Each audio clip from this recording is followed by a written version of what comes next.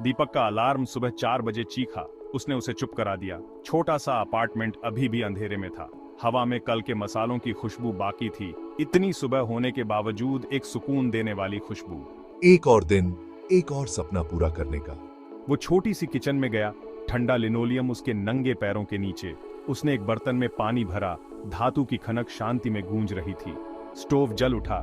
नीली लौ सुबह होने से पहले के अंधेरे में एक छोटी सी रोशनी की तरह। दीपक ने जम्हाई ली। अपनी अकड़ी हुई मांसपेशियों को स्ट्रेच किया। उसने अपने लिए एक कप कड़क मीठी चाय डाली। भाप से उसके हाथ गर्म हो रहे थे। मीठा मसालेदार लिक्विड, बस यही चाहिए था। उसने काउंटर पर अपनी माँ की फ्रेम की हुई फोटो पर नजर डाली।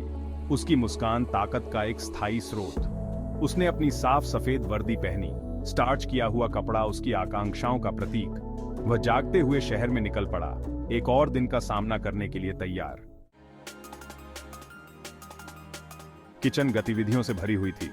बर्तन खनक रहे थे, चाकू चमक रहे थे और गर्म भाप से भरी जगह पर ऑन ऑर्डर दिए जा रहे थे। दीपक अभ्यास की हुई सटीकता के साथ आगे बढ़ा। सब्जियां काटते हुए उसके हाथ धुंधले से हो रहे थे। बस काटते रहो, बस काटते रहो।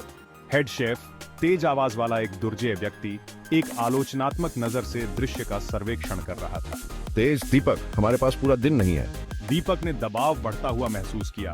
स्टोव की गर्मी तनाव को और बढ़ा रही थी। उसने अपने माथे से पसीना पोंछा। उसके हाथ और भी तेजी से चल रहे थे। वह बिना थके काम करता रहा। उसकी मांसपेशियों में दर्द हो रहा था। उसकी इंद्रियां लगातार गर्मी, शोर और गंध की बौछार से परेशान थीं। हर काट, हर हलचल, हर अच्छी तरह से प्लेट की हुई डिश मुझे मेरे लक्ष्य के करीब लाती है। वह खुद को साबित करने के लिए, इस मांग वाली दुनिया में अपनी जगह बनाने के लिए दृढ़ था। किचन की खिड़की के बाहर शहर की रोशनी टिमटिमा रही थी, अंदर की कठोर फ्लोरोसेंट चमक के बिल्कुल विपरीत। दीपक ने आखिरी बर्तन साफ किए। थकान से उसकी हरकतें यांत्रिक हो गई थीं। किचन आखिरकार शांत थी। डिनर की भीड़ का उन्माद एक दूर की याद। उसने घड़ी पर नजर डाली। सुइयां आधी रात के काफी बाद की ओर इशारा कर रही थीं। मुझे अपने दोस्तों की याद आती है। हंसी, जश्न। उसने अपने दोस्तों के बारे में सोचा, जो रात का आनंद ले रहे थे, हंस रहे थे और जश्न मना रहे थे। लेकिन वह जानता था कि त्याग करना जरूरी है। उसका फोन बज उठा। एक जानी पहचानी रिंगटोन ने सन्नाटे को चीर दिया। दीपक, अच्छे से खाना खा रहे हो? अपना ख्याल रख रहे हो? उन्होंने कुछ मिनट बात की। उसके शब्द चिंता और प्रोत्साहन का मिश्रण थे। वह ठंडी रात की हवा में निकल पड़ा। शहर की रोशनी उसकी थकी हुई आंखों में धुंधली हो गई। लगातार दबाव आखिरकार अपना असर दिखाने लगा। एक विशेष रूप से भीषण शाम को दीपक ने अपने संकल्प को टूटता हुआ महसूस किया।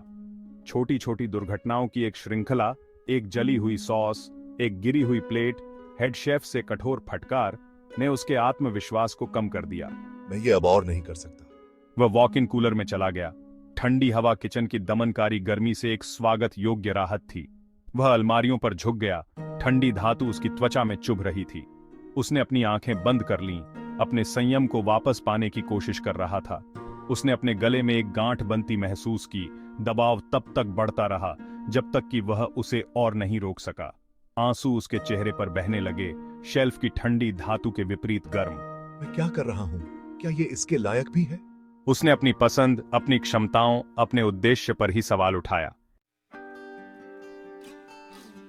उसका फोन बज उठा। उसकी निराशा में लगातार रुकावट। उसने इसे अनसुना कर दिया। केवल अपने दुख में अकेला रहना चाहता था, लेकिन भनभनाहट बनी रही। उसके आत्म लगाए अलगाव के बाहर की दुनिया की लगातार याद दिलाती रही। आखिरकार उसने हार मान ली। फोन को अपनी जेब से निकाला। हेलो माँ। उसने जवाब दिया। उसकी आवाज अनगिनत आंसुओं से भरी हुई थी। जेंटली, बेटा क्या हुआ? तुम ठीक तो हो ना? वह आखिरकार टूट गया। अपनी कुंठाओं, अपनी शंकाओं, अपने डर को बाहर निकाल दिया। बेटा, याद रखो, तुम्हारी प्रतिभा और जुनून, सेटबैक्स तो आती ही हैं। धैर्य सबसे मीठे स्वाद लाता है। दीपक कूलर से बाहर आया। उसका चेहरा अभी भी आंसुओं से गीला था, लेकिन उसकी आंखें अब साफ और केंद्रित थीं। उसने गहरी सांस ली। ठंडी हवा उसके फेफड़ों को भर रही थी। उसने उद्देश्य की एक नई भावना, अपने पेट में एक फिर से जलती हुई आग को महसूस किया। डिटर्मिन्ड। अब मैं तैयार हूं। वह अपने स्टेशन पर लौट आया। उसकी हरकतें अब उद्देश्यपूर्ण और सटीक थीं। उसने अपना चाकू उठाया। परिचित वजन उसके हाथ में सुकून दे रहा था। उसने किचन के चारों ओर देखा। अब उसे जेल नहीं बल्कि एक परीक्षा स्थल दिखाई दे रहा था। उसने काम करना शुरू कर दिया। उसके हाथ एक नए आत्मविश्वास के साथ चल रहे थे। वह अब असफलता के डर से प्रेरित नहीं था, बल्कि अपने काम के प्रति जुनून से प्रेरित था। वह चुनौतियों का सामना करने, अपनी असफलताओं से सीखने, हर गुजरते दिन के साथ मजबूत होने के लिए तैयार था। रेस्टोरेंट प्रत्याशा से गूंज रहा था।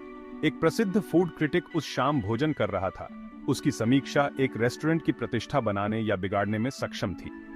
दीपक को एक विशेष व्यंजन तैयार करने के लिए चुना गया था, जो उसके बढ़ते कौशल और नए समर्पण का प्रमाण था। उसने दबाव महसूस किया, लेकिन इस बार इसने उसे पंगु नहीं बनाया। इसने उसे प्रेरित किया, उसका ध्यान तेज किया और उसकी रचनात्मकता को प्रज्वलित किया। उसने बड़ी मेहनत से काम किया। उसके हाथ अभ्यास के साथ चल रहे थे। उसने कलात्मक स्वभाव के साथ पकवान को प्लेट किया। प्रत्येक तत्व को स्वाद और बनावट का एक तालमेल बनाने के लिए सावधानीपूर्वक व्यवस्थित किया गया था। नर्वसली, ये मेरी मेहनत का फल है। उसने किचन से देखा जैसे आलोचक ने पकवान का नमूना लिया। स्माइलिंग, ये अद्भुत है। आलोचक ने पकवान की प्रशंसा की। उसके शब्द दीपक की कड़ी मेहनत और समर्पण की पुष्टि करते थे। दीपक अपने छोटे से अपार्टमेंट में खड़ा था। आलोचक की समीक्षा उसकी दीवार पर टंगी हुई थी। उसने अपनी मां की तस्वीर देखी। उसका मुस्कुराता हुआ चेहरा उन सबक की निरंतर याद दिलाता था जो उसने उसे सिखाए थे। उसने सीखा था कि सफलता कोई मंजिल नहीं, बल्कि एक यात्रा है। ये कड़ी मेहनत, समर्पण और खुद पर अटूट विश्वास से प्रशस्त यात्रा थी। स्माइलिंग, माँ, आपकी बातें सच थी। वह मुस्कुराया। संतोष की एक शांत भावना ने उसे भर दिया। उसने निराशा की कड़वाहट, असफलता का दंश, अथक प्रयास की थकावट का स्वाद चखा था, लेकिन उसने सफलता की मिठास, कड़ी मेहनत की संतुष्टि, कुछ सुंदर और सार्थक बनाने की खुशी का भी स्वाद चखा था। डिटर्मिन्ड, मैं तैयार हूँ आगे की यात्रा के लिए। वह अपनी अनोखी यात्रा के स्वाद का स्वाद लेने के लिए तैयार था।